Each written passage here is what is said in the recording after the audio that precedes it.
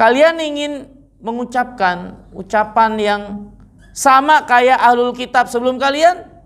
Ahlul kitab sebelum kalian turun firman Allah, keterangan dari Allah. Mereka mengatakan sami'na wa asaina. Kami dengar, kami maksiat. Kami dengar, kami langgar. Bukannya diterima, malah mengukuhkan diri untuk pelanggaran. Ini suatu yang gak benar, gak pantas untuk dilakukan oleh seorang hamba, memprotes pada apa yang menjadi ketetapan Allah.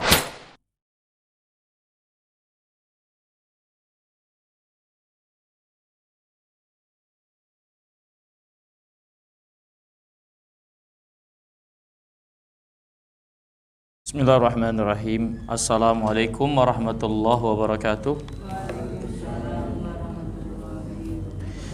Alhamdulillahi wassalatu wassalam ala rasulillah wa ala alihi wa ashabihi wa man walah.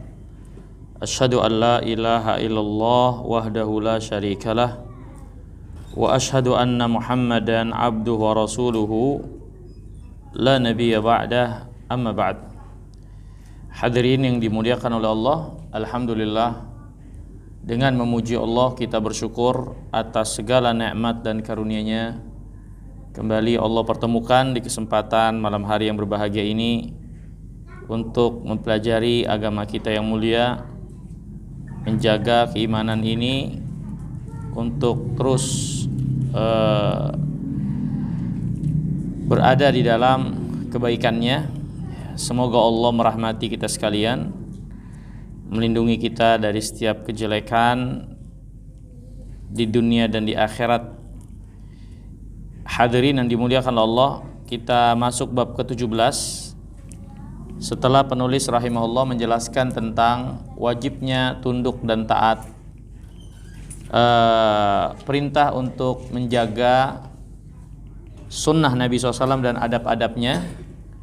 Maka beliau membawakan bab wajibnya taat kepada hukum Allah dan penjelasan apa yang sepatutnya dilakukan, sepatutnya dikatakan oleh orang yang diajak ya kepada perkara yang baik, kepada yang ma'ruf, dan dilarang kepada yang munkar. Apa yang harus menjadi sikap seseorang kalau dinasehati, diajak kepada kebaikan, diperintahkan kepada kebaikan, atau dilarang dari perbuatan yang mungkar.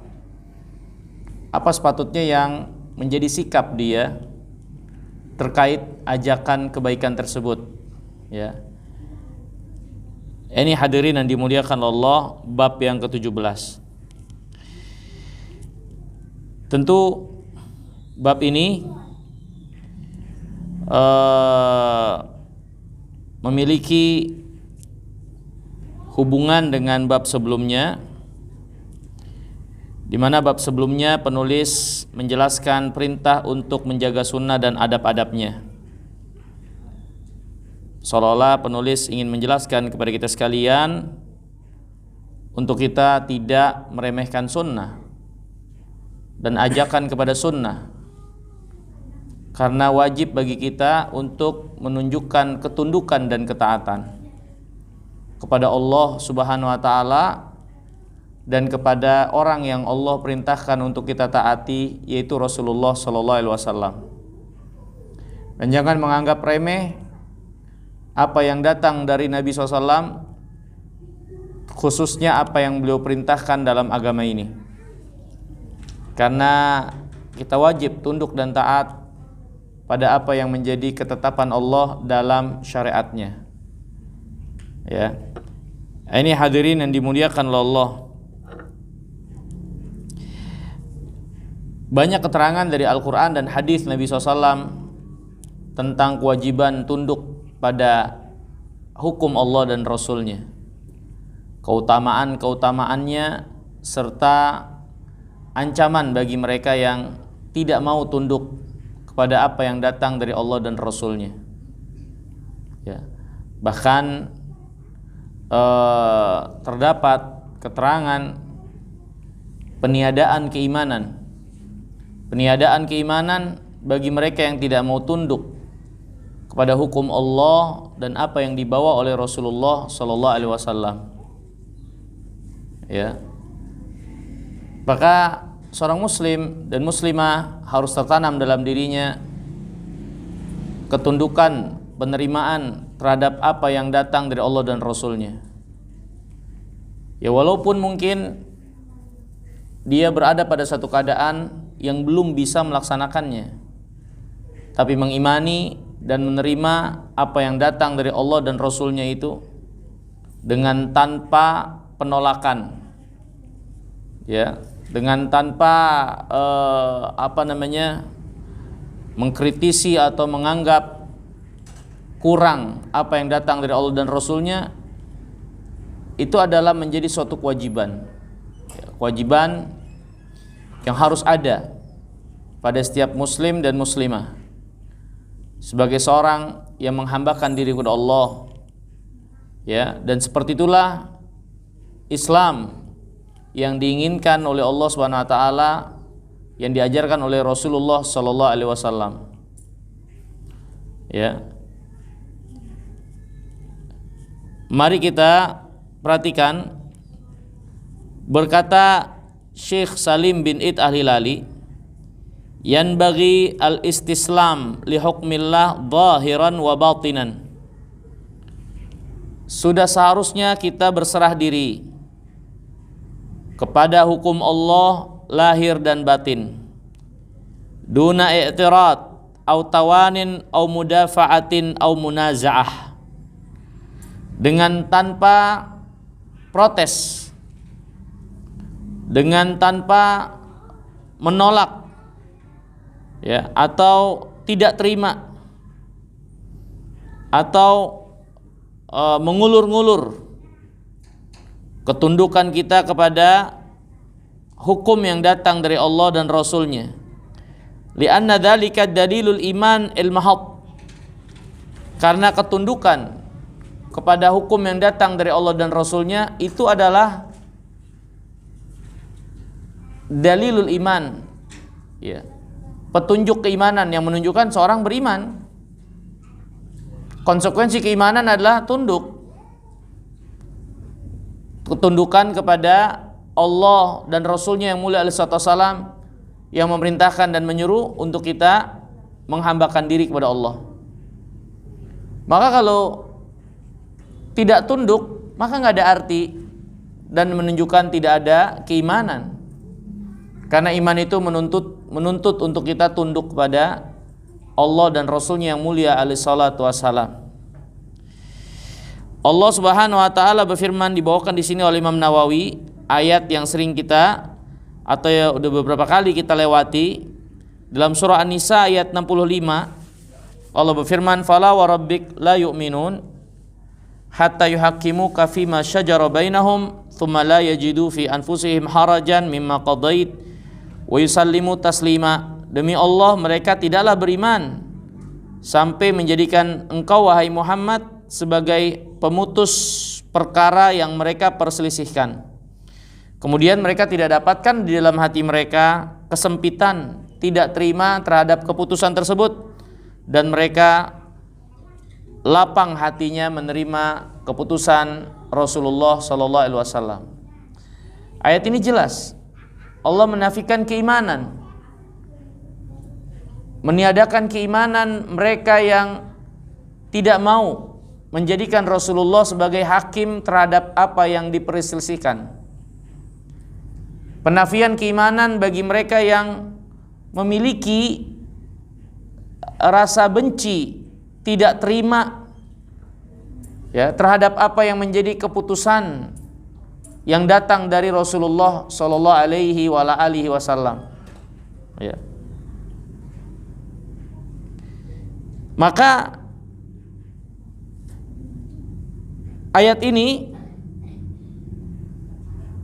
sebaliknya menjelaskan kepada kita sekalian, berarti yang namanya keimanan itu adalah yang tunduk, yang hatinya lapang,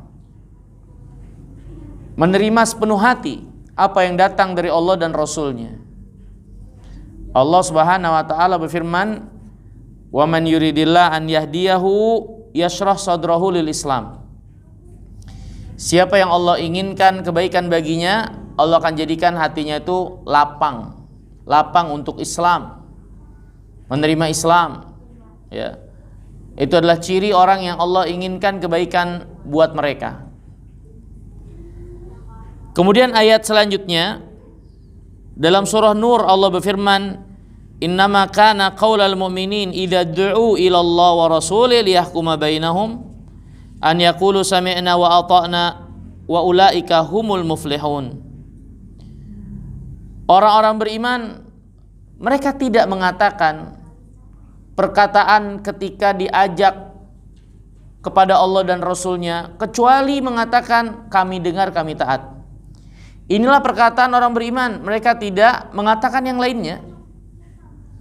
Ketika diajak, diseru menuju Allah, ketaatan kepadanya, perintah Allah, perintah Rasulnya, maka mereka mengatakan sami'na wa ata'na. Itulah orang-orang yang beruntung, kata Allah Subhanahu wa taala. Itu adalah orang-orang yang beruntung, kata Allah Subhanahu wa taala. Ya. Ini hadirin yang dimuliakan Allah. Allah mengabarkan sifat orang-orang yang beriman. Mereka adalah orang-orang yang memenuhi seruan Allah dan Rasulnya. Dan seruan Allah dan Rasulnya adalah seruan yang akan membawa kepada kehidupan, membawa kepada kehidupan hati, yang akan membawa kepada cahaya, yang dengannya seorang berjalan di atas muka bumi ini setiap langkahnya di atas petunjuk. Ya. Sebagaimana Allah Subhanahu wa taala jelaskan di dalam kitabnya bagaimana Al-Quran itu adalah petunjuk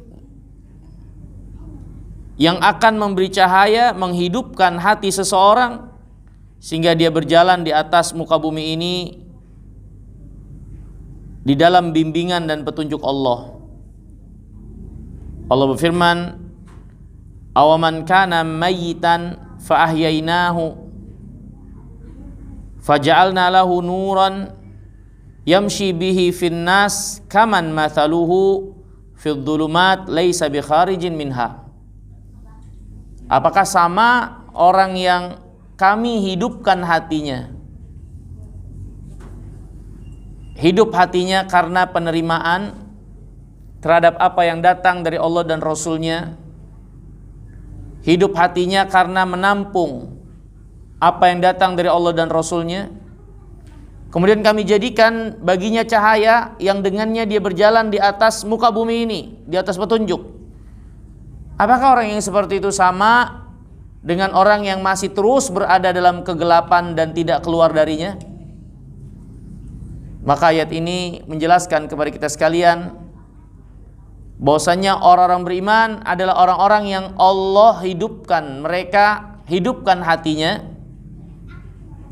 bahwasanya apa yang datang dari Allah dan Rasulnya itu akan membawa kepada kehidupan jiwa hati orang-orang beriman, yang kemudian Allah akan berikan bagi mereka cahaya yang menerangi dan memberi petunjuk akan langkah buat mereka menjalani kehidupan dunia ini. Itulah orang beriman.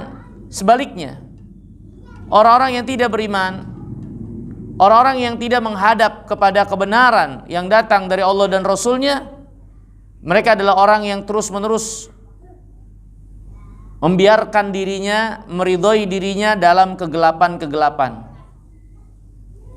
membuat jiwanya menjadi mati sehingga dia tidak bisa keluar dari kegelapan tersebut, yang dia terperosok ke dalam kesyirikan, kemaksiatan, kedurhakaan, keterpurukan, kesempitan hati, merusak di muka bumi dan lain-lain. Dan mereka tidak bisa keluar darinya. Maka ini hadirin yang dimuliakan oleh Allah Subhanahu wa taala, apa yang datang dari Allah dan Rasulnya membawa kehidupan. Ya ayyuhalladzina amanu stajibu lillahi walir rasul idza da'akum lima yuhyikum. Wahai orang-orang beriman, penuhilah seruan Allah dan Rasulnya yang menyuruh kalian pada apa yang membawa kehidupan buat kalian.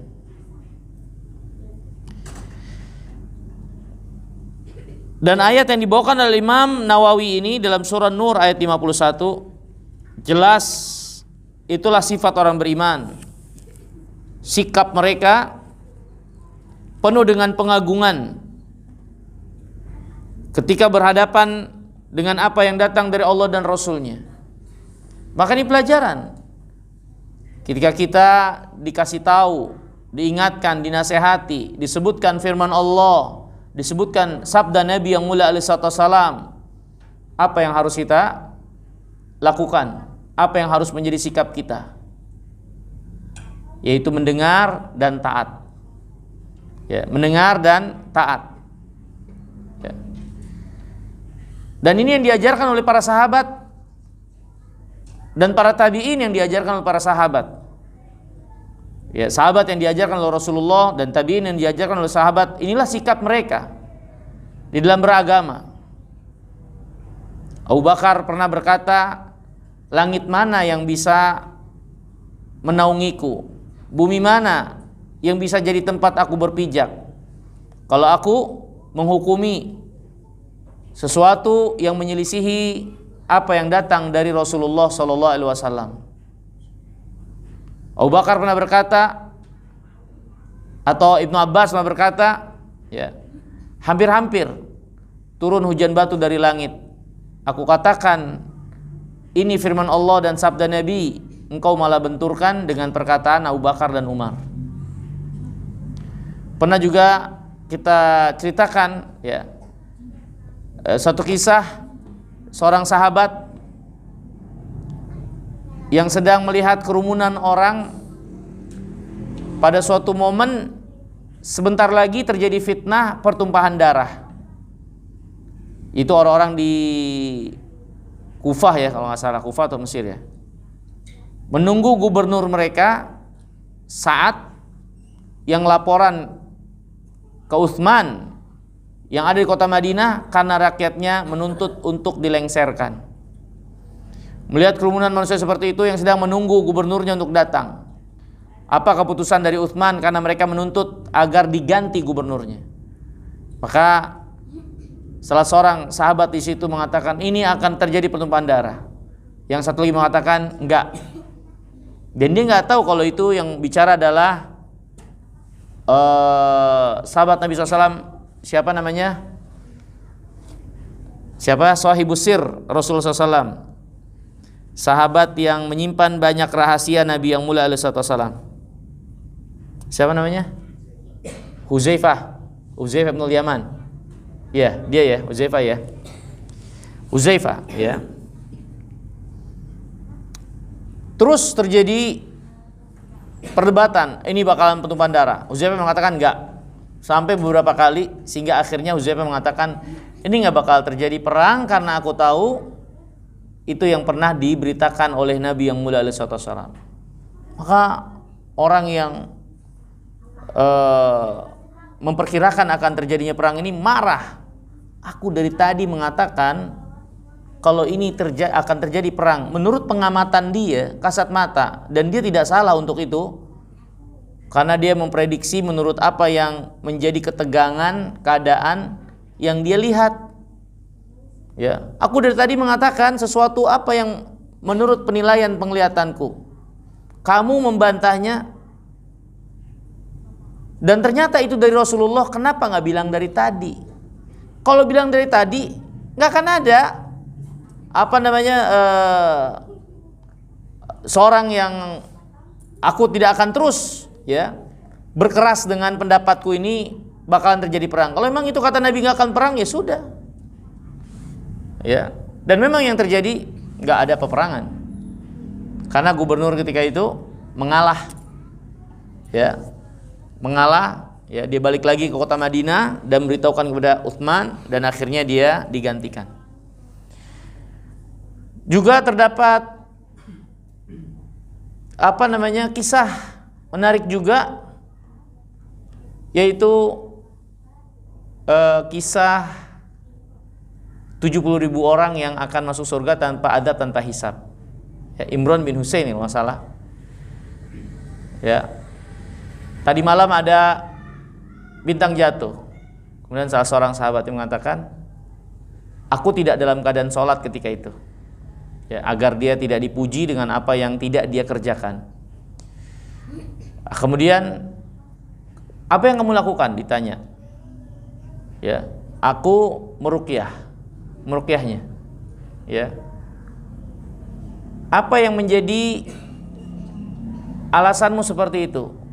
Kemudian disebutkan alasannya karena saya tahu ada hadis Nabi SAW ruqyah itu sangat bermanfaat bagi sengatan kalajengking atau sengatan hewan berbisa.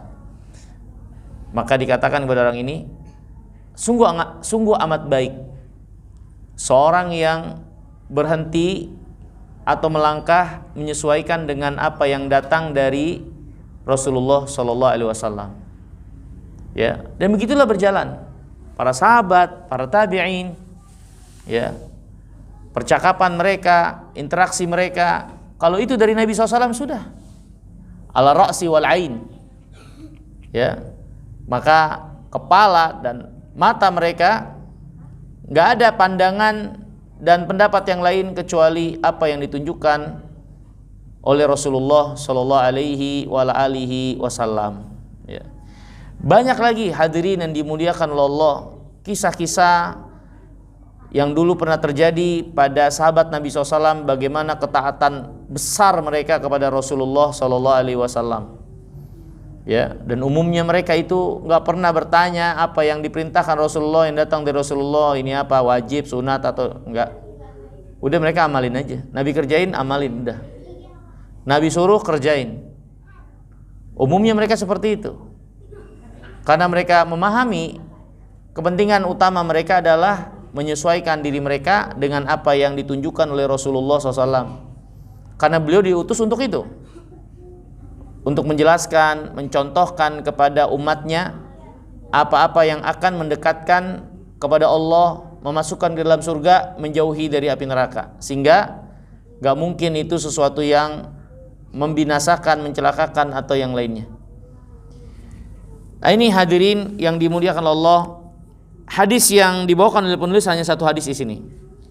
Tapi satu hadis ini memiliki pelajaran yang besar, ya, bagi kita ketika dihadapkan nasihat, peringatan, ajakan Allah dan Rasulnya mengatakan demikian, memerintahkan demikian, bagaimana harus sikap kita mensikapinya. Hadis 168, hadis 156, ya, atau 57, ya. Itu sudah pernah dibahas sebelumnya. Da'uni ma taraktukum fa inna ma ahlaka man kana qablakum kasratu su'alihim wa ikhtilafuhum ala anbiya'ihim. Biarkan aku dengan apa yang aku tinggalkan kepada kalian. Orang sebelum kalian binasa karena mereka banyak nanya enggak jelas, banyak nanya yang enggak ada kepentingan, dan penyelisihan mereka kepada rasul mereka. Ya, ini sudah kita lewati pembahasannya di bab sebelum ini.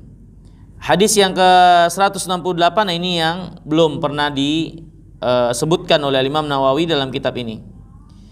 Hadisnya diriwayatkan oleh Imam Muslim dari Abu Hurairah radhiyallahu taala an. Imam Nawawi rahimahullah mengatakan dari Abu Hurairah radhiyallahu taala an qal lamma nazalat ala Rasulillah sallallahu alaihi wasallam lillahi ma fis samawati wa ma fil ard. Wa in tubdu ma fi anfusikum aw tukhfuhu yuhasibkum bihillah. Ketika turun firman Allah, milik Allah lah apa yang ada di langit dan apa yang ada di bumi. Berarti semua ini pemilik yang hakiki adalah Allah Subhanahu wa taala. Ya, ketika kita mengetahui hal ini, maka wajib bagi kita untuk tunduk pada Allah. Wajib bagi kita untuk tidak mempergunakan apa yang menjadi milik Allah ini kecuali apa yang Allah cintai dan ridhoi, atau yang Allah perkenankan untuk kita pergunakan. Karena ini semua milik Allah. Ya, termasuk diri kita, milik Allah.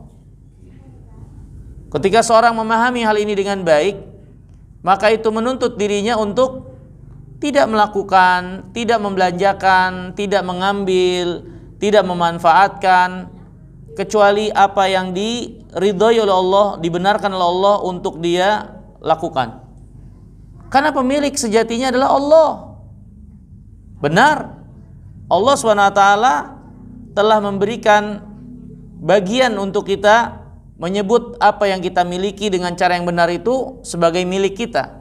Tapi pastinya makhluk betapapun dia memiliki sesuatu, maka itu adalah kepemilikan yang sifatnya terbatas. Kepemilikan yang sifatnya amanah. Kepemilikan yang sifatnya adalah tanggung jawab untuk dia pertanggungjawabkan nanti di hadapan Allah SWT. Dia bukan pemilik yang bisa seenaknya mempergunakan, memanfaatkan semau-maunya, kemudian dia aman dan selamat dengan penggunaannya tersebut. Tidak seperti itu keadaan makhluk. Apalagi orang beriman yang mengimani dia itu dan apa yang ada pada dirinya milik Allah Subhanahu wa taala. Ya. Dan banyak ayat seperti ini. Ya, yang kalau dipahami dengan baik menuntut dan menjadikan kita sebagai hamba Allah Subhanahu wa taala yang menghambakan diri kepada Allah. Bahwasanya kita ini adalah yang diatur, dikuasai, dimiliki Allah, pemilik, pengatur dan penguasanya. Lillahi ma fis samawati wa ma fil ard, milik Allah apa yang ada di langit dan di bumi. Wa in tubdu ma fi anfusikum aw tukhfuhu yuhasibkum bihillah. Apa saja yang kalian sembunyikan atau kalian tampakkan dalam hati kalian, Allah tahu. Allah hisab, Allah hitung. Secara bahasa, hisab artinya perhitungan dan pertanggungjawaban. Maka para sahabat memahami ini menurut apa yang mereka serap dan ketahui dari bahasa yang memang beredar, yang menjadi bahasa mereka, bahasa Arab. Mereka memahami berarti besitan-besitan hati yang mereka itu kadang hilir mudik dalam diri mereka dihitung juga. Berat mereka. Karena sebagai seorang manusia pastinya banyak hilir mudik dari besitan hati kita itu yang buruk-buruk, yang jelek-jelek. Pengen berbuat inilah, berbuat itu, kejelekan dan seterusnya. Ada yang direalisasikan, ada yang enggak. Ya, bengong, terus mikirin yang kagak-kagak. Kan banyak kita kayak begitu. Ya kan? Nah, ayat ini zahirnya menunjukkan yang disembunyikan apalagi ditampakkan Allah hitung dan mintakan pertanggungjawaban nantinya. Berat sahabat tahu ini. Terus gimana nih besitan-besitan hati? Kita banyak keinginan-keinginan, kecenderungan untuk berbuat dosa. Kata Abu Hurairah, "Ishtadda dzalika ala ashabi Rasulullah sallallahu alaihi wasallam, fa atau Rasulullah sallallahu alaihi wasallam, thumma baraku ala rukab." Hal tersebut menjadi berat atas para sahabat, bahwasanya mereka akan dimintai pertanggungjawaban keseluruhan lahir dan batin. Kemudian mereka pun mendatangi Rasulullah sallallahu alaihi wasallam, ya, mengendarai kendaraan mereka. Faqalu, kemudian setelah mereka menambatkan kendaraannya, mereka berkata, "Ai Rasulullah, kullifna minal a'mal manutiq." Ya Rasulullah, kita dibebani amal yang kita sanggup lakukan. Apa? Salat, jihad, siam, sedekah. Salat, puasa, jihad, sedekah. Nah, kita tahu, kita paham. Kita ada kemampuan untuk melaksanakannya.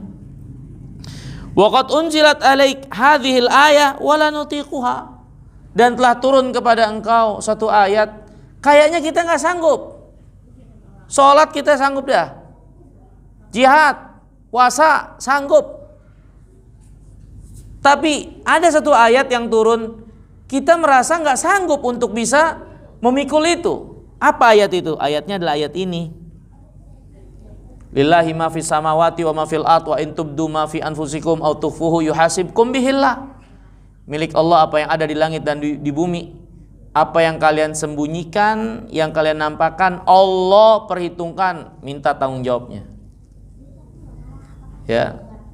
Berat akhirnya menurut apa yang dipandang oleh sebagian mereka, karena memang zahir ayat menunjukkan itu. Kemudian Rasulullah SAW bersabda, aturidun antaqulu kama qala ahlul kitabaini min qablikum. Kalian ingin mengucapkan ucapan yang sama kayak ahlul kitab sebelum kalian? Ahlul kitab sebelum kalian turun firman Allah, keterangan dari Allah. Mereka mengatakan sami'na wa asaina. Kami dengar, kami maksiat. Kami dengar, kami langgar. Bukannya diterima,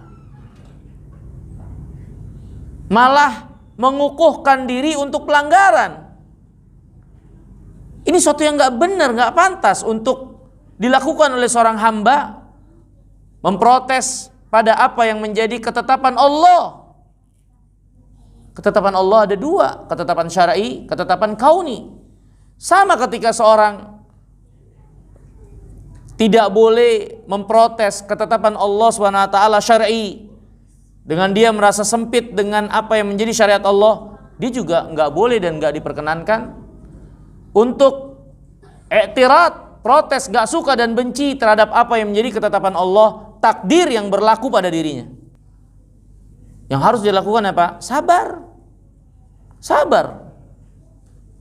Tapi dia protes tampak gak suka atau menunjukkan kebencian, ketidaksukaan, padahal tidak ada yang terjadi kecuali ketetapan Allah SWT. Maka yang seperti ini sama saja, ya, berupa suatu kelancangan kepada Allah Subhanahu wa taala. Karena dua-duanya ketetapan Allah yang berlaku di atas yang berlaku di langit dan bumi ini, takdir Allah. Yang Allah syariatkan juga takdir Allah. Maka nggak boleh kita bedakan, untuk ini kita boleh protes, yang itu nggak boleh. Semuanya sama. Kita nggak boleh menunjukkan kebencian, ketidaksukaan, ya, terhadap apa yang menjadi ketetapan Allah yang datang dari Allah Subhanahu wa taala. Kemudian kata Nabi SAW, bal qulu sami'na wa ata'na ghufranak rabbana wa ilaikal masir. Bahkan yang harusnya kalian ucap seperti ini, kami dengar, kami taat, ampuni kami Allah, kepadamulah kami akan kembali. Kami dengar, kami akan mentaatinya, kami taat. Kami mohon ampun karena pasti dalam pelaksanaan penuh dengan kekurangan.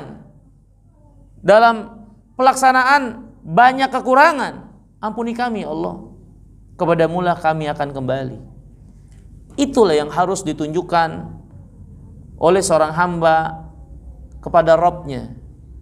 Allah itu Rabbul Alamin, ya.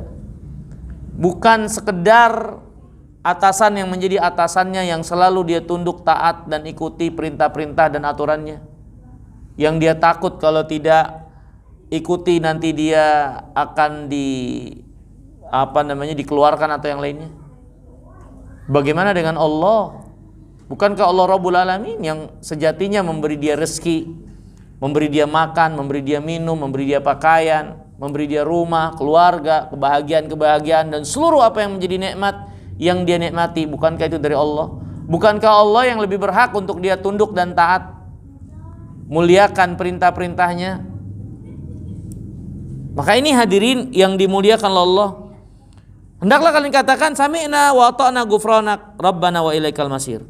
Maka para sahabat setelah mendengar petunjuk dari Nabi SAW, mereka pun mengatakan sami'na wa ata'na ghufranaka rabbana wa ilaikal masir. Falamma iktara'ahal qaum, ya, ketika orang-orang udah pada baca ayat atau ngomong atau bicara seperti ini, seperti yang ditunjukkan oleh Nabi SAW, ya, wadzalat biha alsinatuhum, ya, di mana lisan-lisan mereka akhirnya mengatakan itu semua seperti yang ditunjukkan oleh Nabi SAW. Anzalallah tabaraka wa ta'ala fi ithriha.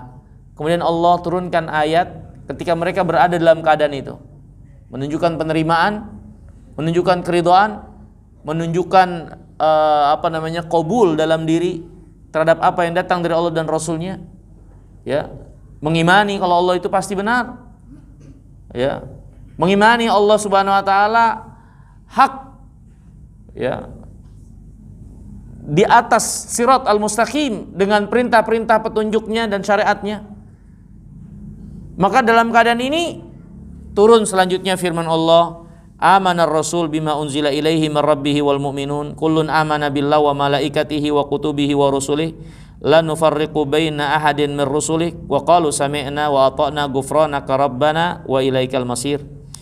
Rasul dan orang-orang beriman mengimani apa yang Allah turunkan kepada mereka, dan semuanya beriman secara totalitas kepada Allah, malaikatnya, kitab-kitabnya, rasul-rasulnya. Dan mereka tidak membeda-bedakan satupun dari bagian keimanan itu. Mereka imani secara keseluruhan. Tidak seperti orang-orang yang lain, beriman pada sebagian, tidak kepada yang lainnya. Beriman kepada satu rasul yang sebagian rasulnya mereka tolak. Keimanan yang diinginkan oleh Allah SWT, iman secara keseluruhan. Ya, apa yang datang dari Allah tanpa membeda-bedakan. Ya, untuk diimani, diterima, dan meyakini itu adalah kebenaran. Ya. Dan mereka mengatakan, kami dengar, kami taat, ampuni kami Allah, kepadamulah kami akan kembali. Falamma fa'alu dzalika nasakhaha Allahu tabaraka wa taala. Ketika mereka melakukan itu, mengucapkan sami'na wa ata'na ghufranaka rabbana wa ilaikal masir, maka Allah menghapus hukum, ya, surah Al-Baqarah yang tadi, wa in tubdu ma fi anfusikum aw tukhfuhu yuhasibkum bihillah. Yang kalian nampakkan, yang kalian sembunyikan, Allah perhitungkan. Maka hukumnya Allah hapus dengan ayat yang turun setelahnya, itu firman Allah, la yukallifullahu nafsan illa wus'aha. Allah tidak membebani manusia kecuali apa yang menjadi kemampuannya. Maka apa-apa yang di luar kemampuannya, diantaranya apa? Besitan-besitan hati yang hilir mudik, kita nggak bisa tolak, kita nggak bisa halangi. Kadang-kadang datang begitu saja. Ini di luar kemampuan kita. Maka rahmat Allah kepada orang beriman, hal-hal yang di luar apa yang menjadi kemampuan mereka, Allah SWT tidak membebankan dan tidak memperhitungkan, tapi Allah maafkan dan ampuni mereka untuk itu. La yukallifullahu nafsan illa wus'aha laha ma kasabat wa 'alaiha maktasabat. Ya, dan mereka akan mendapatkan apa yang mereka usahakan, dan mereka pun akan mendapatkan dosa atas perbuatan pelanggaran yang mereka kerjakan. Rabbana la tu'akhidna in nasina aw akhtana. Kemudian Allah ajarkan doa untuk dibaca oleh orang-orang beriman yang menerima, tunduk dan taat kepada apa yang datang dari Allah dan Rasulnya. Ya Allah, jangan siksa kami kalau kami lupa atau kami nggak sengaja. Ini diantara rahmat Allah. Apa-apa yang di luar keinginan, niat, ya, nggak sengaja atau lupa, nggak ada hukum di sisi Allah, nggak dosa. Tapi terkait dengan ganti rugi itu tetap terbebani. Ya, tapi dosa di sisi Allah, perbuatan yang dilakukan karena nggak sengaja atau lupa, Allah angkat. Ya, tidak ada beban. Ya, tapi kalau kerugian yang terjadi karena pelanggaran itu, walaupun nggak sengaja, kerugian tetap ganti. Ya, kayak orang gila, nggak berakal. Kalau dia merusak, maka keluarganya harus ganti. Tapi kan dia orang gila, dia nggak sadar. Iya, dia nggak sadar, tapi kerugian tetap harus ganti. Ya, dosa mah kagak. Ya. Kemudian Allah berfirman, Rabbana wala tahmil alaina isran kama hamaltahu alal ladzina min qablina. Ya, kemudian qala na'am. Kemudian Allah menjawab doa hamba ini, iya.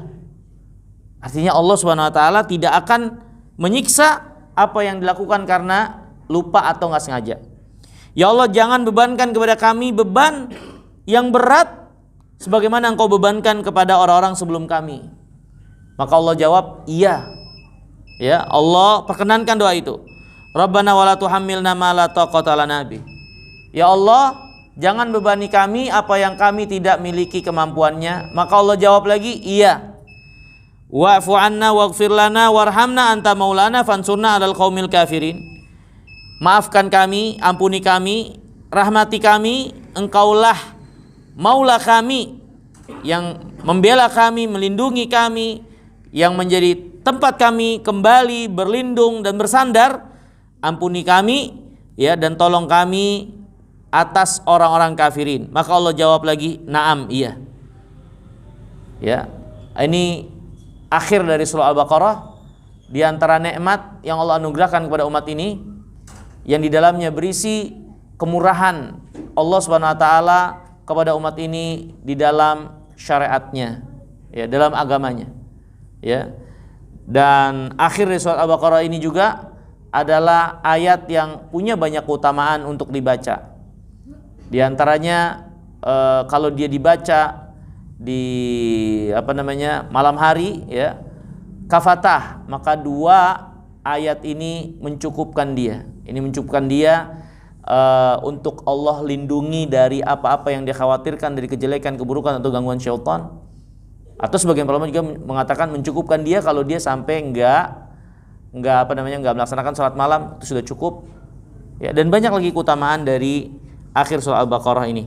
Walhal hadis ini memberikan pelajaran bagi kita sekalian apa yang harus ditunjukkan oleh seorang beriman mensikapi keterangan yang datang dari Allah dan Rasulnya.